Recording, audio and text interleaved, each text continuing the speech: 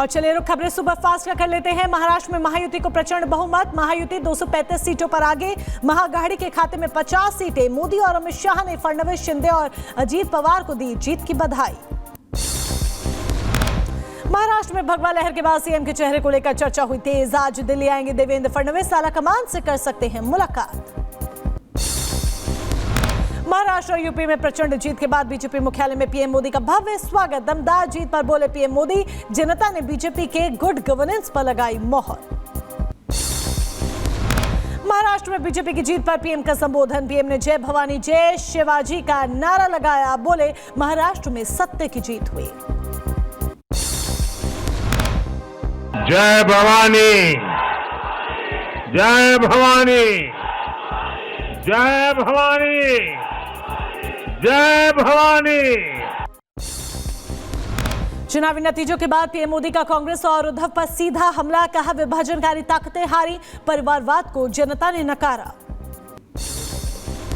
महाराष्ट्र में जीत के बाद पीएम मोदी ने फिर एकजुटता का दिया संदेश। कहा एक है तो सेफ है, इस पर महाराष्ट्र के लोगों की मोहर लगी।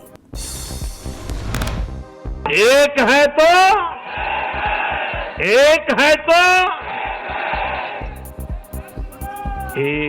तो सेफ है के भाव ने लड़ाने वालों को सबक सिखाया है, सजा की है।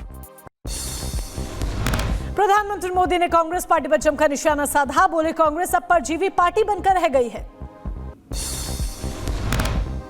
कांग्रेस के पाखंड को जनता ने खारिज कर दिया है। दूसरे राज्यों के अपने मुख्यमंत्री तक मैदान में उतारे, तब भी इनकी चाल सफल हो नहीं पाएगी।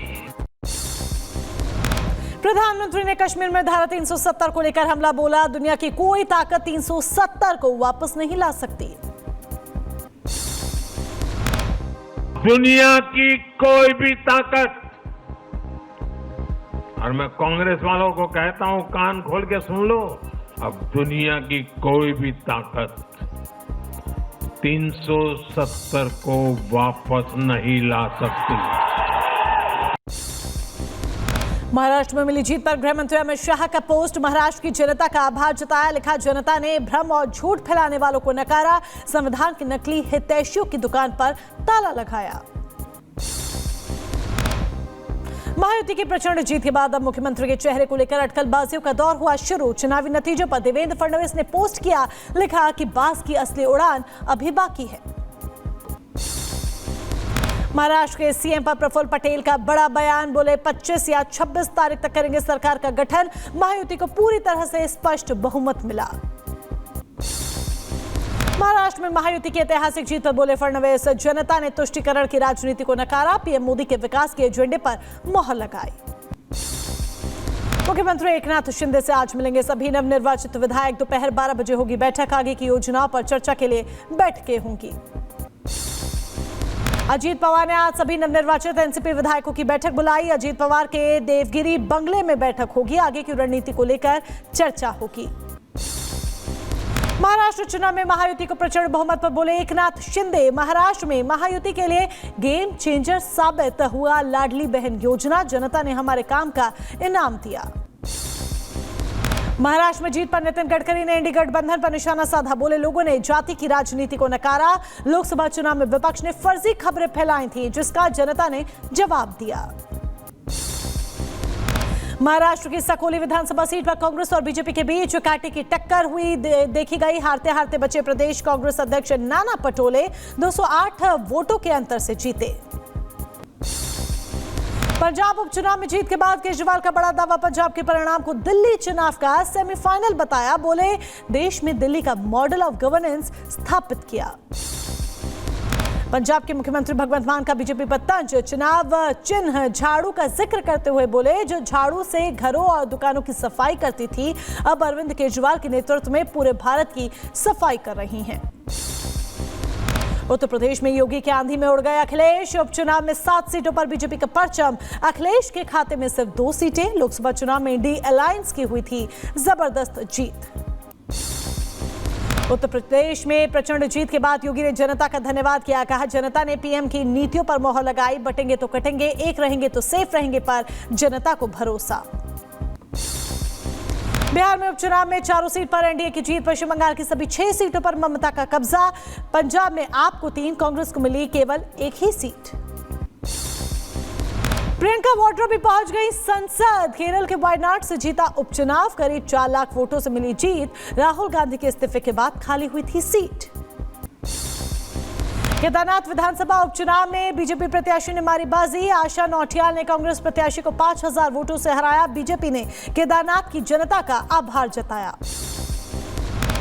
देवरिया जिले के दौरे पर पहुंचे कृषि मंत्री सूर्य प्रताप शाही ने सपा पर निशाना साधा। बोले, यूपी के उपचुनाव में जनता ने सपा को धक्का दिया। मैनपुरी के करहल विधानसभा सीट से उपचुनाव में सपा प्रत्याशी तेज प्रताप यादव ने जीत दर्ज की। तेज प्रताप यादव को जीत का प्रमाण पत्र दिलाने पहुंची सांसद डिंपल यादव ने बीजेपी पर निशाना साधा। बदला ले पाए और ना ही ये कानपुर में बदला ले पाए, जिस तरह की बातें कही गई थी। और मैं समझती हूँ जिस तरह का रवैया रहा है शासन और प्रशासन का, छूट दी गई भाजपा वालों को घूमने के लिए मतदान वाले दिन, ये अपने आप में एक प्रश्न चिन्ह उठाने वाला है। रायबरेली में बीजेपी कार्यकर्ताओं ने जश्न मनाया। चुनाव के नतीजे आने के बाद एक दूसरे को जलेबी बांटकर खुशियां मनाई। संसद के शीतकालीन सत्र से पहले आज बुलाई गई सर्वदलीय बैठक। सरकार के एजेंडे की विपक्ष को दी जाएगी जानकारी। साथ ही बहस के विषयों पर भी चर्चा होगी। 25 नवंबर से 20 दिसंबर तक चलेगा सत्र। झारखंड में हेमंत सोरेन ने रच दिया इतिहास। सरकार में रहते फिर सत्ता में वापसी की। इंडी गठबंधन बहुमत के पार रह। इंडी को 56 और एनडीए को 24 सीटें। झारखंड में जीत के बाद बोले हेमंत सोरेन, मैंने इतना मुश्किल चुनाव कभी नहीं देखा। झारखंड में कांग्रेस ने विधायकों की बैठक बुलाई। सुबह 9:30 बजे कांग्रेस भवन में बैठक होगी। उसके बाद 11:30 बजे मुख्यमंत्री आवास पर गठबंधन दलों की बैठक होगी। सरकार बनाने का किया जाएगा दावा पेश। प्रधानमंत्री के संबोधन पर बोले दिल्ली बीजेपी अध्यक्ष वीरेंद्र सचदेवा। बोले, पीएम मोदी का संबोधन दिल्ली के बीजेपी कार्यकर्ताओं में जोश भर गया है। दिल्ली की जनता भी बीजेपी की सरकार ही चुनेगी। बाबा बागेश्वर की हिंदू एकता पदयात्रा के तीसरे दिन बड़ी संख्या में लोग शामिल। पदयात्रा की वजह से बागेश्वर धाम के पैरों में आए छाले। हिंदू सनातन एकता को लेकर निकाली गई है यात्रा।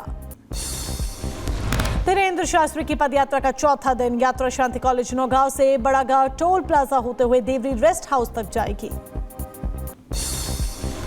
पंडित धीरेन्द्र शास्त्री ने रिपब्लिक भारत से बातचीत की। बोले, जिहाद के खिलाफ हिंदू एक हो गया है।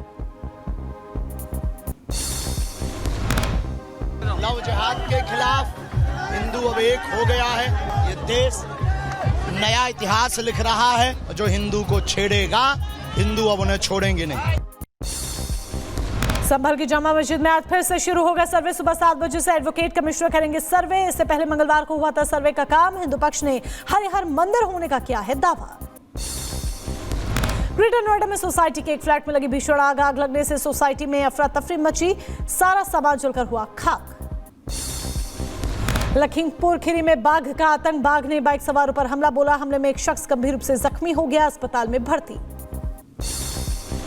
रायबरेली में दिखा तेज रफ्तार का कहर। ट्रैक्टर ट्रॉली से टकराई बेकाबू कार। हादसे में 3 लोगों की दर्दनाक मौत, 12 लोग जख्मी। पुलिस मामले की छानबीन में जुटी। मुजफ्फरनगर में वन विभाग ने सरकारी लकड़ियों से भरी ट्रैक्टर ट्रॉली पकड़ी है। पुलिस को सौंपी लकड़ी से भरी ट्रैक्टर ट्रॉली। दिल्ली में कांस्टेबल की हत्या का एक आरोपी गिरफ्तार हुआ। क्राइम ब्रांच की टीम ने मुठभेड़ के बाद बदमाश को दबोचा। गोविंदपुरी थाने में तैनात कांस्टेबल की चाकू से गोदकर हत्या। मथुरा में गैंगस्टर खुर्शीद की लाखों रुपए की अवैध संपत्ति को 12,03,000 रुपए की अवैध संपत्ति को जब्त किया गया। बदमाश पर 14 से ज्यादा मुकदमे दर्ज। राजस्थान के धौलपुर में युवती के साथ अभद्रता करते हुए वीडियो वायरल हुआ। पुलिस ने वायरल वीडियो का संज्ञान लिया। मामले की छानबीन में जुटी। सहारनपुर के ओसपुरा में चौकीदार की हत्या से मचा हड़कंप। पुलिस टीम जांच पड़ताल में जुटी। उत्तर प्रदेश के महोबा में किसान ने फांसी लगाकर आत्महत्या की। फसल बर्बाद होने और आर्थिक तंगी से परेशान था किसान। उत्तर प्रदेश के झांसी में सन की प्रेमी ने प्रेमिका पर धारदार हथियार से हमला बोला। हमले के बाद युवक ने खुद खाया जहर। दोनों की हालत गंभीर।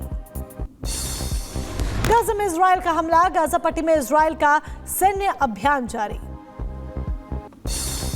लेबनान में इजरायली सेना का भीषण हवाई हमला जारी। बेरूत में इजरायली हमले में कम से कम 11 लोगों की मौत, 63 लोगों के घायल होने की खबर। राजनयिकों से संघर्ष विराम के लिए दबाव डाला। निज्जर हत्याकांड पर कनाडा के पीएम जस्टिन ट्रूडो का बड़ा कबूलनामा। पीएम मोदी और एनएसए अजीत डोभाल की भूमिका वाली खबरों को बताया झूठा। ट्रूडो की सीक्रेट एडवाइजर मैथिली ड्रोइन बोली, हमारे पास इसके सबूत नहीं। कनाडा के मोन्ट्रियल में फिलिस्तीन के समर्थन और नाटो के विरोध में प्रदर्शन। पुलिस से भिड़े प्रदर्शनकारी कई गाड़ियों को आग लगाई।